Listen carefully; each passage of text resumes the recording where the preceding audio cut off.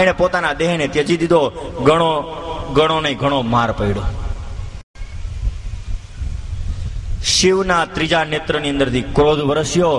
ભવાનીનો ત્યાગ કર્યો. ભવાની ઉપર પ્રેમ ભગવાનને બહુ હતો. એની અંદરથી વીરભદ્ર પોતે પ્રગટ થયા. વીરભદ્રને મોકલ્યા, જા જગતના તમામ ગણોને લઈ દક્ષના યજ્ઞનો જય અને તો વિધવાંસ કરી નાખ. શિવગણોનું સૈન્ય લઈ વીરભદ્ર આવ્યો દક્ષના યજ્ઞનો ધ્વંસ કરવા માટે. યજ્ઞ ભૂમિને આજે સ્મશાન ભૂમિ બનાવી. દક્ષનું માથું કાપી યજ્ઞની અંદર હોમી દીધું. ભગદત્તની આંખો ખેંચી કાઢી, ભૃગુની દાઢી ખેંચી લીધી, પૃષાની 32 વાર કાઢી નાખી. ભગવાનને ક્રોધ આવે એટલે વાત પૂરી થઈ જાય. દેવતાઓને દંડ દીધો, યજ્ઞ મંડપને તોડી નાખ્યો. યજ્ઞના પદાર્થોને છિન્ન ભિન્ન કરી નાખ્યા. દેવતાઓ ભાગવા લાગ્યા. શિવજીના ગણો શિવજી પાસે ગયા. શંકર ભગવાનનો આજે ભવાની માનો વિયોગ પોતે સહન ન કરી શક્યા. ક્રોધ થઈ દેવીના શબને પોતાના ખભા ઉપર લઈ આમથી તેમ પોતે દોડવા લાગ્યા. વિષ્ણુ ત્યાં સહન ન થયું કે શિવની આ કેવી દશા થઈ. ભવાનીના વિયોગની અંદર આ કેટલા દુઃખી થઈ ગયા. વિષ્ણુએ ચક્ર મૂકી અને ભવાનીના શબના ટુકડા કરી નાખ્યા. અને ભવાનીના શબ જ્યાં જ્યાં પડ્યા એ અલગ અલગ શક્તિપીઠો કહેવામાં આવ્યા. જ્યાં સાક્ષાત માતા પોતે બિરાજમાન છે ત્યાં સાક્ષાત શક્તિ પોતે બિરાજમાન છે. આજે પણ તે શક્તિપીઠોમાં જગદંબાની આરાધના થાય છે. બધા ભેગા થઈ બ્રહ્માજી પાસે ગયા. અહંકારના ટક્કરે નિર્દોષ દીકરીનો ભોગ લીધો. બ્રહ્મા પાસે જઈ બધાએ કીધું, મહારાજ અમે તમારા શરણે આવ્યા છીએ. તમારા દીકરા દક્ષને ત્યાં યજ્ઞમાં અમે બધા ગયા હતા અને શિવના ગણોએ અમારા બધાની આ દશા કરી. બ્રહ્માજી કે તો દોઢ ડાયા થઈને તમને જવાનું કોણે કીધું તું ત્યાં? અમને કંકોત્રી હતી, જાવું તો પડે ને. કંકોત્રી હોય એટલે હાલી નીકળવાનું. જે યજ્ઞમાં શિવની પૂજા ન થતી હોય ત્યાં જવાય ના જવાય. મારા દીકરાને ત્યાં યજ્ઞ હતો છતાંય હું નહોતો ગયો. બોલો, મને કંકોત્રી આવી હતી, હું ગયો ન ગયો? વિષ્ણુ ગયા ન ગયા? તો તમે બધા કંકોત્રી આવીને હાલી નીકળ્યા. શંકરને આમંત્રણ નહોતું ને તમે હાલી નીકળ્યા. તો હવે શું કરવાનું? દેવતાઓએ માફી માંગી, પ્રભુ અમને માફ કરો, અમારી ભૂલ થઈ, ક્ષમા કરો. પ્રભુ તો કરુણાના અવતાર છે. કેવા? એટલા માટે તો એના માટે ભજન ગવાયું, હે કરુણાના કરનારા તારી કરુણાનો કોઈ પાર નથી. હે કરુણાના કરનારા રે તારી કરુણાનો કોઈ પાર નથી.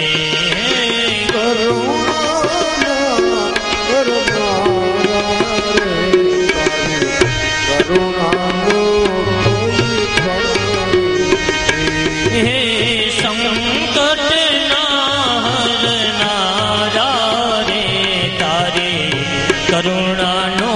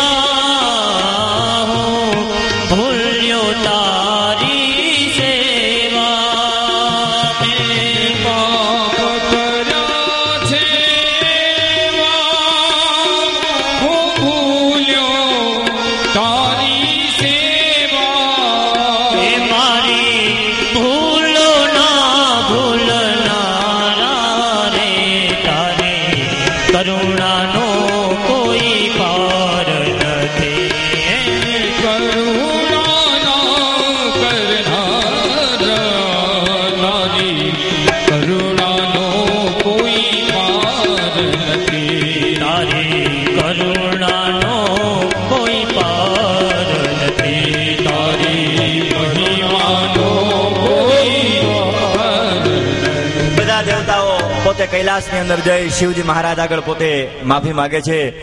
ભગવાન ભોલેનાથ પોતે પ્રસન્ન થાય છે અને બ્રહ્મા અજ્ઞાનના કારણે, હે બ્રહ્માજી, આ લોકોના અજ્ઞાનના કારણે આ વસ્તુ થયું, શિવજી મહારાજ એને માફ કરી દે છે. શિવજીએ પુનઃ દક્ષ રાજાને જીવિત કર્યા. દક્ષના ધડ ઉપર બકરાના માથાને જોડવામાં આવ્યું. દક્ષના ધડ ઉપર બકરાના માથાને જોડવામાં આવ્યું. જ્યાં જ્યાં શિવજીએ દ્રષ્ટિ કરી બધા લોકો જીવિત થઈ ગયા. યજ્ઞ પુનઃ ચાલુ કરવામાં આવ્યો. આ બાજુ દક્ષ રાજા બકરાનું માથું જોડેલું હતું. સામે સાક્ષાત શિવ એટલે કલ્યાણ, સામે સાક્ષાત શિવ સ્વરૂપને ઉભેલા જોઈ અને એનું કલ્યાણ થઈ ગયું. અને પોતે સ્તુતિ કરવા જાય છે પણ બકરાનું મોઢું હોય છે તો સ્તુતિ નથી કરી શકતો. માથે તાલી પાડી અને સ્તુતિ કરે છે. કેવી સ્તુતિ કરે છે? એ શૈલ શૃંગ સમ વિશાલ જટા જોત ચંદ્રભાલ ગંગ ગીત રંગ માલ વિમલ નીર છાજે લોચન થઈ લાલ લાલ ચંદન કી થોરી ભાલ કુમકુમ સિંદુર ગુલાલ ભ્રુકુટી વરસાજે रुंडन की कंठमाल हृदय कुशाल स्फटिक माल रुद्र भाल हर दयाल राजे डम डम डम डम डम डम डम डम डम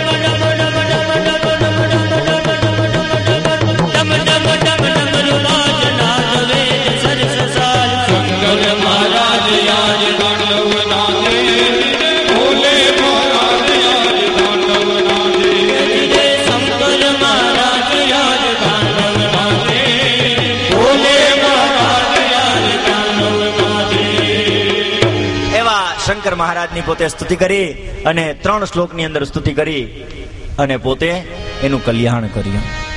દક્ષ પ્રજાપતિનો યજ્ઞ પુનઃ શરૂ થયો. આપણે શંકર ભગવાનના મંદિરે જાય ને, એક સંત મહાત્માએ કીધેલું છે કે આપણે પણ શંકર સાધના પણ સફળ નથી થતી. ધ્રુવજી વનમાં ગયા, નારદજી મળ્યા. નારદ મળતા ધ્રુવજીએ નમસ્કાર કર્યા. નમસ્કારથી નારદજી તેના ઉપર પ્રસન્ન થયા, કારણ કે નમે તે સૌને ગમે. નારદજીએ ધ્રુવની પરીક્ષા કરી. મોટા મોટા ઋષિ મુનિઓ વર્ષોથી નાક પકડીને બેઠા છે, એને સ્વપ્નમાં નારાયણના દર્શન નથી થયા. તો ધ્રુવજી મહારાજે કીધું કે ઘરેથી નીકળ્યો પહેલે જ ચરણે તમારા જેવા જો મને સદગુરુ મળી ગયા હોય ને તો મને અવશ્ય નારાયણ મળી જાય. નારદજી રાજી થઈ ગયા. નારદજી એને દ્વાદશાક્ષર મંત્ર આપ્યો અને કીધું કે આ દ્વાદશાક્ષર મંત્રનો તું જપ કરતો રે, જપ કરીશ એટલે તને અવશ્ય પ્રભુ પ્રાપ્ત થશે. ધ્રુવજી મહારાજ આજની રાત જપ કરશે, કાલ સવારના ધ્રુવ આખ્યાનને આપણે આગળ વધારશું. નારદજીએ જે મંત્ર આપેલો છે એ મંત્રનો આપણે જપ કરતા કરતા આજે અહીંયા કથાને વિરામ આપીએ. કાલે સવારે 8:30 વાગે વળી પાછી આપણે કથાનો પ્રારંભ કરીશું. ત્યાં સુધી ઓમ નમો ભગવતે વાસુદેવાય. ઓમ નમો ભગવતે વાસુદેવાય.